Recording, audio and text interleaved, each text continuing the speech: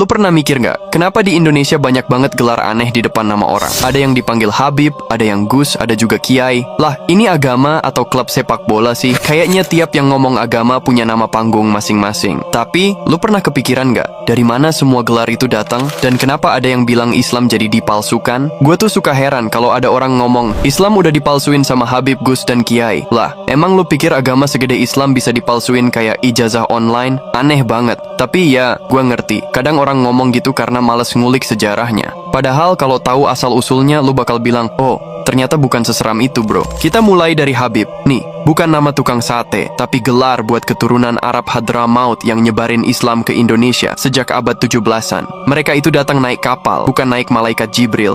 Banyak yang jadi guru, dai, bahkan nikah sama orang lokal. Jadilah campuran Arab Nusantara. Tapi ingat, nggak semua Habib itu keturunan Nabi, dan nggak semua keturunan Nabi otomatis suci. Nah, kalau Kiai itu beda lagi. Ini bukan gelar Arab, tapi khas Jawa. Dulu, Kiai itu guru besar di pesantren, semacam profesor versi tradisional. Mereka ngajarin ngaji, ngurus santri, dan jadi panutan masyarakat. Tapi karena rakyat Jawa tuh sopan banget, akhirnya gelar Kiai jadi simbol orang suci. Padahal aslinya cuma panggilan hormat, bukan tanda masuk surga otomatis. Terus ada Gus. Nih, yang sering bikin bingung soalnya ada yang ngira Gus itu singkatan dari guru spiritual. Padahal bukan. Gus itu cuma panggilan buat anaknya Kiai, biar gampang dikenalin. Kayak Mas, tapi versi elit pesantren.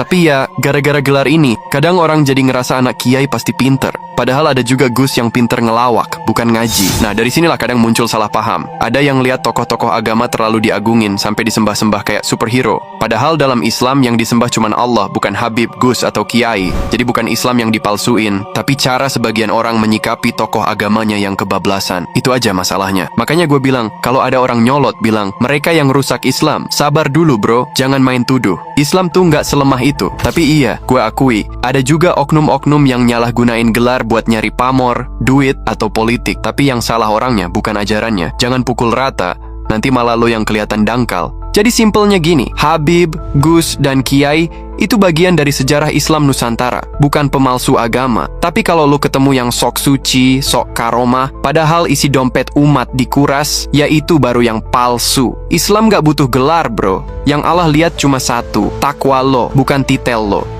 Subhanallah pak, saksi nih kata pak, pesawat niku mundur pak, pilotnya niku bingung, sedoyo niku sing bagian radar, bagian teng pundi niku lah ora mboten paham. Niku do bingung, Pak.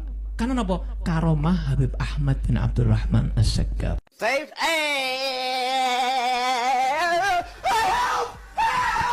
Ini saudaranya ditanya sama malaikat, "Man rabbuka?" Apa jawabannya? Habib Abdullah Al-Haddad. Waduh. Tuhannya ditanya sampai Tuhanmu Habib Abdullah Haddad ini orang. Ditanya lagi, "Man nabiyuka?" Habib Abdullah Al-Haddad.